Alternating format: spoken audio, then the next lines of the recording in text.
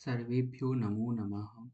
वाक्यकारं वरोरुचिं भाष्यकारं पतञ्जलिं पाणिनिं सूत्रकारं च प्रणतोऽस्मि मुनित्रयम्। আজ থেকে আমরা সংজ্ঞা প্রকরণ শুরু করব। তো সংজ্ঞা প্রকরণের শুরুতেই সংজ্ঞা কি সেটি আমাদেরকে জেনে নিতে হবে। তো সম্যক জ্ঞায়তে অনয়া ইতি সংজ্ঞা, অর্থাৎ যার দ্বারা কোনো কিছু সম্যকভাবে জানা যায় তাকে সংজ্ঞা বলা হয়। সংজ্ঞা বলতে এক কথায় নাম। হুম তো যে সূত্রের দ্বারা সংজ্ঞার বিধান করা হয় তাকে বলা হয় সংজ্ঞা সূত্র। তো আমরা আহ, যে এখন যে প্রকরণটি পড়ছি সেটি হচ্ছে সংজ্ঞা প্রকরণ। এখানে কেবলমাত্র সংজ্ঞা সূত্রের কথা বলা হবে। তো সংজ্ঞা সূত্র শুরুতে ভগবান আহ, আহ, পাণিনি, হ্যাঁ, ভগবান পাণিনির কিছু মাহেশ্বর সূত্রের উল্লেখ করেছেন বরদরাজাচার্য। তো বরদরাজাচার্য প্রথমেই, হ্যাঁ, 14টি যে মাহেশ্বর সূত্র, সেই মাহেশ্বর সূত্রটির মধ্যেই মাহেশ্বর সূত্রের উল্লেখ করেছেন। এই 14টি মাহেশ্বর সূত্রের মধ্যে ব্যাকরণের সমস্ত বর্ণ অন্তর্নিহিত রয়েছে। কি সেই 14টি মাহেশ্বর সূত্র? না, অ, ই, উন, ঋলিগ, এ, অং, ঐ, ঔচ, হযবরট, লন, য়, ম, ঙ, ন, নম, ঝভাই, ঘঢ়ধস, যব, গড়দস, খ, প, ছ, ঠ, থ, চ, ট, তব, কপৈ, শ, ষ, ষ, র, হল। এই হচ্ছে 14টি মাহেশ্বর সূত্র। কেন একে মাহেশ্বর সূত্র? না, ইতি মাহেশ্বরানি সূত্রানি অনাদি সংজ্ঞার্থানি। এই হচ্ছে মাহেশ্বর সূত্র। আর এগুলোকে কেন মাহেশ্বর সূত্র বলা হচ্ছে? না, এ প্রসঙ্গে একটি প্রসঙ্গ রয়েছে। এই প্রসঙ্গে একটা মানে গল্পের একটা জিনিস আমাদের জেনে রাখা দরকার। না, ভগবান পাণিনি ব্যাকরণ রচনা করবার জন্য, শক্তি প্রাপ্ত করার জন্য একবার হিমালয় পর্বতে তপস্যা করেছিলেন এবং তপস্যায় ভগবান শিব সন্তুষ্ট হয়ে ভগবান পাণিনির কাছে এসে 14 বার ডমরু বাজিয়েছিলেন এবং সেই 14 বার ডমরু থেকে ভগবান পাণিনি 14টি সূত্র আবিষ্কার করেছিলেন। এই সূত্রগুলিকে মাহেশ্বর সূত্র বলা হয়। মহেশ্বরাৎ আগতানি ইতি মাহেশ্বরানি। যেহেতু এগুলি মহেশ্বরের কাছ থেকে প্রাপ্ত, তাই এগুলিকে মাহেশ্বর সূত্র বলা হয়। তো কেউ কেউ এগুলোকে শিবসূত্রও বলে থাকেন, আবার কেউ কেউ এগুলোকে বর্ণ সমন্বয়ও বলে থাকেন। এখন আমাদের বুঝতে হবে যে এই মাহেশ্বর সূত্রের প্রয়োজন কি। এই মাহেশ্বর সূত্রের প্রয়োজন কি? না, মাহেশ্বর সূত্রের প্রয়োজন হচ্ছে অনাদি সংজ্ঞার্থানি, অর্থাৎ অন প্রভৃতি সংজ্ঞার নির্মাণ। কি এই অন প্রভৃতি সংজ্ঞা? না, অন প্রভৃতি প্রত্যাহার। প্রত্যাহার কি? প্রত্যাহ্রিয়ন্তে সংক্ষিপ্যন্তে অনেন ইতি প্রত্যাহার। যার দ্বারা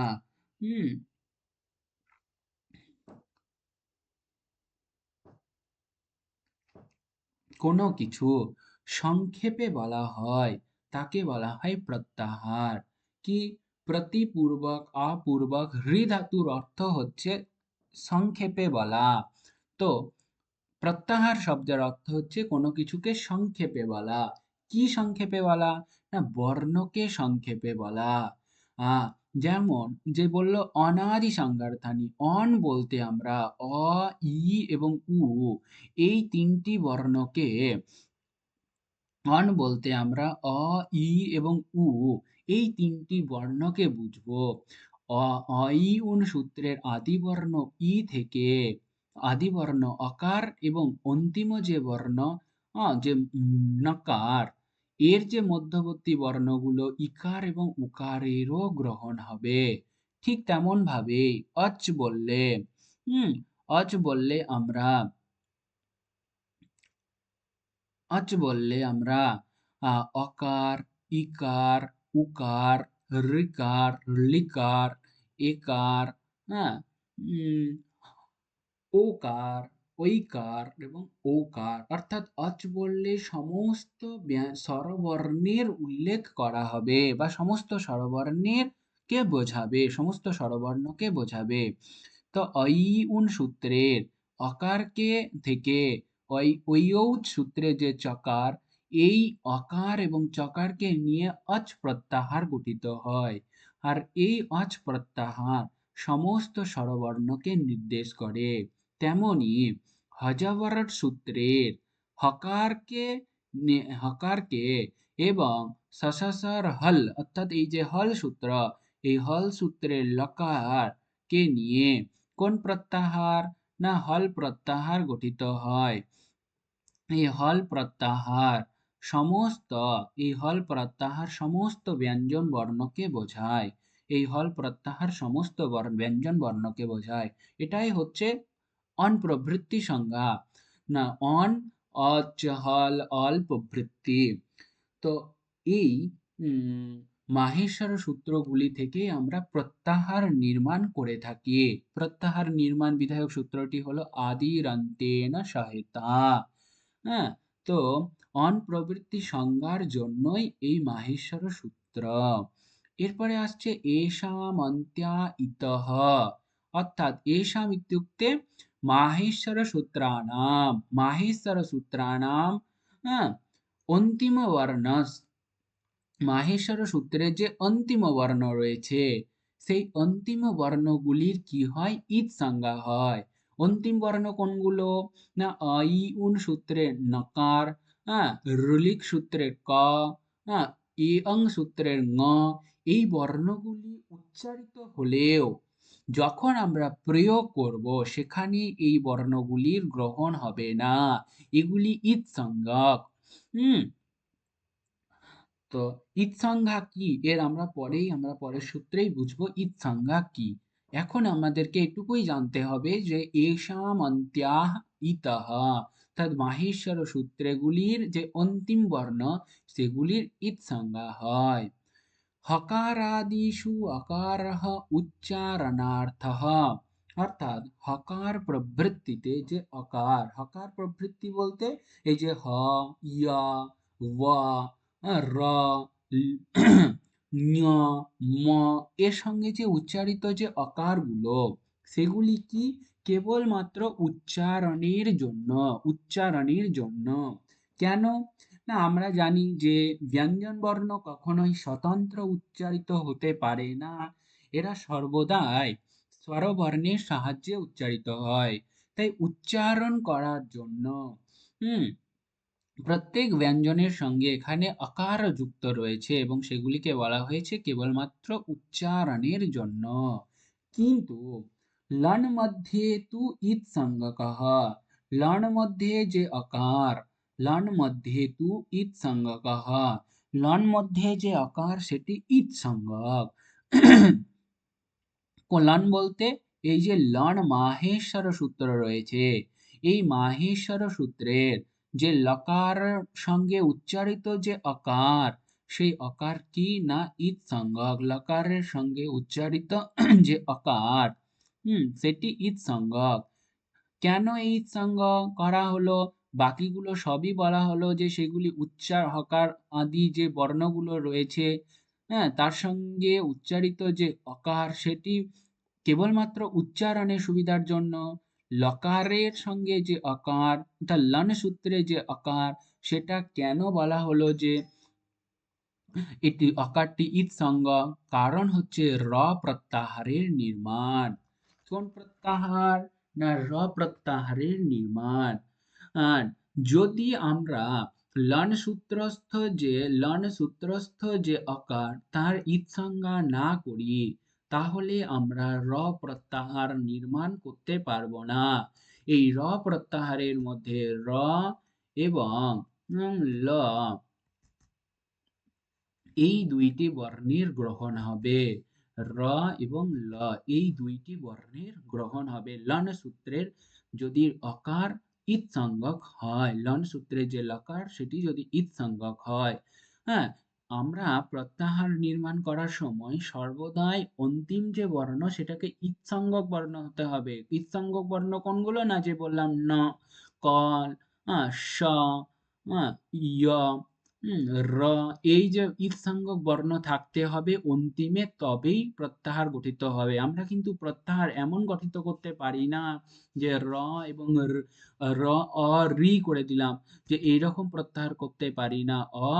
এরপর বললাম হামরি, এবং বললাম রি বললাম, এবং এর মধ্যে কেবলমাত্র যে বললাম রি একটি প্রত্যাহার, কিন্তু এরকম হয় না।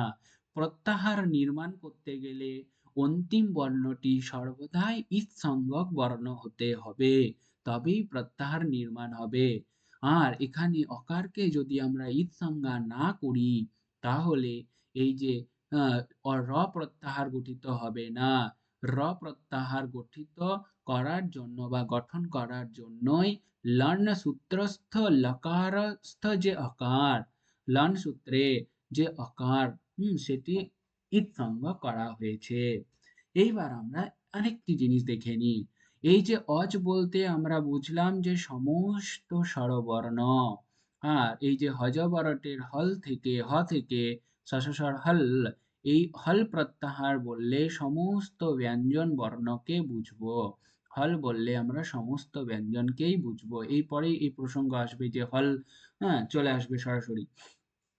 তো এইবার আমরা একটু ক্রম দেখে নেব। প্রথমে হ্যাঁ, হ, য়, ও, র, হ, য়, ও, র, ল, এগুলি অজব্বাহ বর্ণ। প্রথমে অবর্গীয় বর্ণ এর উল্লেখ করা হলো। তারপর যে কু, চু, টু, তু, পু, যে 5টা বর্গ রয়েছে, 5টি বর্গের 25টি বর্ণের উল্লেখ করা হলো এই সূত্র থেকে, ইয়ম, ঙ, ন, নম থেকে কপাই পর্যন্ত মোট 25টি যে স্পর্শ বর্ণ রয়েছে, অর্থাৎ বর্গীয় বর্ণ, সেগুলোর উল্লেখ করা হলো। কিন্তু আমরা যে ক্রমে পড়ি ক, খ, গ, ঘ, ঞ, এই ক্রমে কিন্তু নয়।